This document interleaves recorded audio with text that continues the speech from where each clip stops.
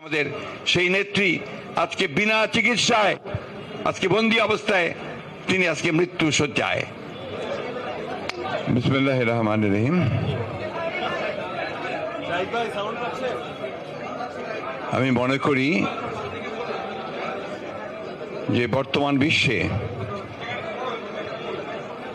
যে কয়েকজন রাজনীতিক গণতান্ত্রিক নেতা তাদের সমগ্র জীবন দিয়ে গণতন্ত্রের জন্য সংগ্রাম করেছেন, তাদের অন্যতম নেত্রী দেশনেত্রী এদেশের কোটি কোটি মানুষের অত্যন্ত আদরের ভালোবাসার নেতা আমাদের সাবেক প্রধানমন্ত্রী দেশনেত্রী বেগম খালেদা জিয়া এই চরম অসুস্থতা এবং সেই অসুস্থতা থেকে মুক্ত হওয়ার জন্য তাকে আল্লাহ তাআলা তাকে যেন রোগ মুক্ত করেন, তার জন্য হায়াত বাড়িয়ে দেন। সেজন্য আজকে বিএনপি আয়োজিত কেন্দ্রীয় কমিটি আয়োজিত আজকের এই মিলাদ মাহফিলে উপস্থিত হয়েছেন আমাদের বিএনপির জাতীয় নেতৃবৃন্দের সঙ্গে আমাদের জাতীয় স্থায়ী কমিটির সম্মানিত সদস্য সাবেক মেয়র জনাব মির্জা আব্বাস, আমাদের মাঝে উপস্থিত আছেন আমাদের স্থায়ী কমিটির সদস্য গণতান্ত্রিক আন্দোলনের অন্যতম নেতা বাবু গয়েশ্বর চন্দ্র রায়, আমাদের মাঝে উপস্থিত আছেন আমাদের প্রবীণ এবং অত্যন্ত প্রজ্ঞাবান শ্রমিক আন্দোলনের নেতা আমাদের স্থায়ী কমিটির সদস্য জনাব নজরুল ইসলাম খান, আমাদের মাঝে উপস্থিত আছেন আমাদের চট্টগ্রামের বীর সন্তান গণতান্ত্রিক আন্দোলনের অন্যতম নেতা জাতীয় স্থায়ী কমিটির সদস্য জনাব আরএম খসরু মাহমুদ চৌধুরী, আমাদের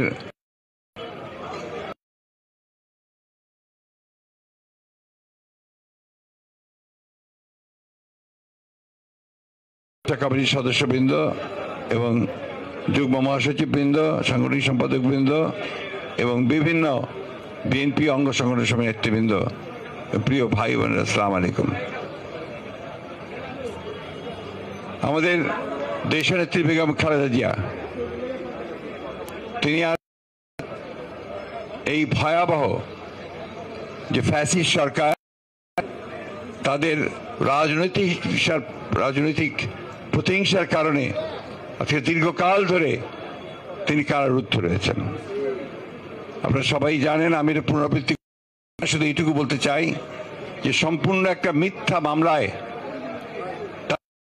সাজা দিয়ে উদ্দেশ্য প্রণোদিতভাবে তাকে রাজনীতি থেকে দূরে সরিয়ে দেওয়ার জন্য তাকে কারাগারে আটক করে রাখা হয়েছে এবং প্রকৃতপক্ষে তাকে বাসায় থাকতে দেওয়ার সুযোগ দেওয়া হলেও প্রকৃতপক্ষে তিনি পুরোপুরি অবরুদ্ধ হয়ে আছেন, বন্দী আছেন।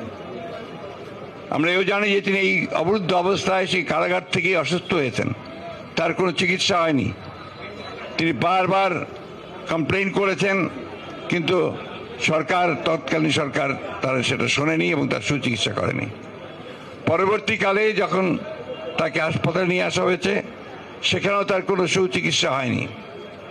বাসায় আসার পরে যখন তাকে শর্ত দেওয়া হয়েছে তিনি বিদেশে যেতে পারবেন না, দেশেই চিকিৎসা করা হবে, সেই সময় এবার কেয়ার হসপিটালে তার যে মেডিকেল বোর্ড, সেই বোর্ড বারবার বলেছে যে ম্যাডামের যে অসুখ সেই অসুখের চিকিৎসা এখানে করা সম্ভব নয়, কারণ তার মাল্টিফেরিয়াস যে ডিজিজেস আছে, অসুখগুলো আছে, এই অসুখগুলো চিকিৎসা করতে হলে একটা মাল্টিডিসিপ্লিনারি হসপিটাল উন্নত দেশে উন্নত মানের প্রয়োজন। বারবার এই কথা পড়ার পরেও বিভিন্নভাবে আমরা বলেছি, দল থেকে, পরিবারের পক্ষ থেকে বলা হয়েছে, সুশীল সমাজ বলেছে, এমনকি বিদেশি যারা মিশনগুলো এখানে আছে তারাও, এমনকি আপনার বাইরে থেকেও কয়েকটি সংস্থা ইউএন সবাই তার চিকিৎসার কথা কিন্তু বলেছে। কিন্তু শেখ হাসিনা তার যে ব্যক্তিগত রাজনৈতিক প্রতিহিংসা সেই প্রতিহিংসার কারণে তিনি দেশনেত্রী বেগম খালেদা জিয়াকে হত্যা করার উদ্দেশ্যে, তাকে রাজনীতি থেকে সরিয়ে দেওয়ার উদ্দেশ্যে তাকে কোন রকম চিকিৎসার সুযোগ দেওয়া থেকে বঞ্চিত রেখেছেন। প্রিয় বন্ধুগণ, আমরা সবাই জানি, বারবার দেখছি যে এই আজকে আওয়ামী লীগ সরকার যারা দাবি করে যে তারা নির্বাচিত সরকার, যারা কোনো মতেই নির্বাচন করে কোনো সময় আসেনি, সম্পূর্ণভাবে একটা প্রহসনের নির্বাচন তামাশা করে জোর করে শুধু রাষ্ট্রযন্ত্রকে ব্যবহার করে তারা আজকে ক্ষমতা দখল করে বসে আছে এবং বাংলাদেশের মানুষের এক এক করে সমস্ত অধিকারগুলো তারা কেড়ে নিয়েছে, গণতান্ত্রিক ব্যবস্থাকে ভেঙে দিয়েছে, বিচার ব্যবস্থা ভেঙে দিয়েছে, মানুষের কথা বলার অধিকার কেড়ে নিয়েছে, এমনকি মানুষের যে বেঁচে থাকবার যে ন্যূনতম যে অধিকারগুলো সেগুলো তারা আজকে কেড়ে নিয়েছে। এই সরকার যারা জোর করে নির্বাচিত অবৈধ সরকার, তারা আজকে সমগ্র দেশটাকেই বিক্রি করে দিয়েছে। আপনারা দেখেছেন যে কয়েকদিন আগে কয়েকজন পুলিশ কর্মকর্তা তাদের দুর্নীতির কাহিনী বেরোলো। সাবেক যে সেনাপ্রধান তার দুর্নীতির কাহিনী বেরিয়েছে, আবারও কয়েকজন দুর্নীতির কাহিনী পুলিশের।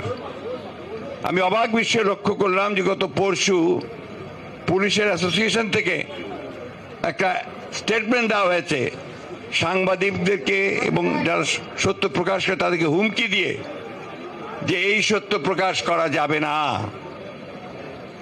কারণ এতে নাকি তাদের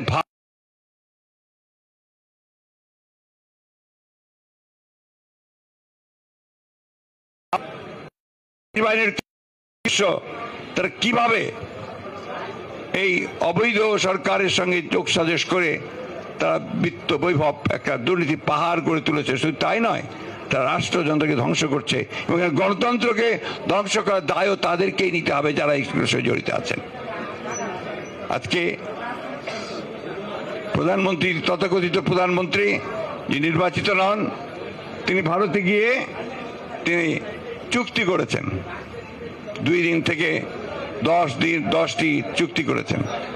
চুক্তিগুলো আমরা দেখলাম যে চুক্তিগুলো বেশিগুলো বলাই হচ্ছে আপনার একটা মেমোরেন্ডাম পার্টিকেল সই করেছেন, আর অনেকগুলো চুক্তি তারা করবেন, কারিগরি আপনার দল পাঠাবেন, সেইগুলো নিয়েছে। কিন্তু আমাদের যে সমস্যাগুলো, আমাদের যে তিস্তার পানির যে ন্যায্য হিস্সা আমরা পাচ্ছি না, সেই ব্যাপারে কোনো চুক্তি হয়নি। উপরন্তু কি হয়েছে, তিস্তা প্রকল্পের যে প্রস্তাব তারা নিয়েছেন, সেই প্রকল্পে অংশগ্রহণ করার জন্য, অর্থাৎ সেখানে বিনিয়োগ করার জন্য ভারতবর্ষ প্রস্তাব দিয়েছে।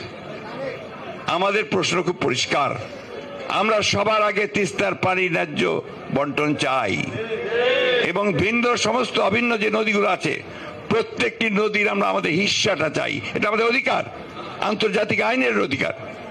এই কথাগুলো সরকার বলতে সম্পূর্ণ ব্যর্থ হচ্ছেন। আজকে ভারতের কাছে তারা সেবা দাসে পরিণত হয়ে গেছেন। শুধু ভারত নয়, সমগ্র আশেপাশের প্রতিবেশী দেশগুলোর কাছেও তারা আজকে পুরোপুরি মাথা নিচু করে নতজানু পররাষ্ট্র নীতি চলছেন। মিয়ানমার থেকে গুলি আসে, তারা জবাব পর্যন্ত দিতে পারে না। এই একটা অথর্ব নতজানু শাসক গোষ্ঠী আমাদের উপরে চেপে বসে আছে। বন্ধুগণ, দীর্ঘ বক্তব্য রাখবো না। আপনারা আজকে এখানে অত্যন্ত কষ্টের মধ্যে এখানে বসে আছেন, তার চেয়ে বড় কষ্ট করছেন আমাদের দেশনেত্রী বেগম খালেদা জিয়া। তার জীবন মৃত্যু একেবারে সন্ধিক্ষণে। আমি আপনাদেরকে বলছি যে আপনারা সবাই প্রাণ খুলে তার জন্য দোয়া করবেন। শুধু দোয়া নয়, আমাদের পক্ষে যা কিছু করা সম্ভব তার সুচিকিৎসা করার জন্য সেই চেষ্টাই আমাদেরকে করতে হবে এবং তার জন্য আমাদের যা করা দরকার সেই চেষ্টা করতে হবে। আমরা আসুন পরম করুণাময় আল্লাহ তাআলার কাছে এই দোয়া চাই যে আল্লাহ তাআলা যেন আমাদের গণতন্ত্রের প্রতীক, যিনি আমাদেরকে স্বৈরাচারের কাছ থেকে গণতন্ত্র এনে নেতৃত্ব দিয়েছিলেন, যিনি এই দেশে বহুদলীয় গণতন্ত্রকে আরো শক্তিশালী করার জন্য সংসদীয় গণতন্ত্র প্রবর্তন করেছিলেন, যিনি কেয়ারটেকার গভর্নমেন্টকে সংবিধানের সংযোজন করে তিনি এই দেশের মানুষের ভোটের অধিকারকে নিশ্চিত করেছিলেন, যিনি এই দেশের মানুষকে তার আর্থিক মুক্তির জন্য কাজ করেছিলেন, যে কারণে তখন বিদেশের পত্রিকাগুলোতে লেখা হতো ইমার্জিং টাইগার, একটা ভাগ বেরিয়ে আসছে অর্থনৈতিক দিক দিয়ে বাংলাদেশ। কিন্তু দুর্ভাগ্য আমাদের সেই নেত্রী আজকে বিনা চিকিৎসায় আজকে বন্দি অবস্থায় তিনি আজকে মৃত্যু শয্যায়। আপনারা আল্লাহর কাছে দোয়া করেন। আমি আপনাদেরকে অনুরোধ করব, আমাদের সকল নেতৃবৃন্দের পক্ষ থেকে আসুন আমরা আজকে কায় মনোবাক্যে আল্লাহ তাআলার কাছে এই দোয়া করি যে আল্লাহ তাআলা যেন তার জান বখশে দেন,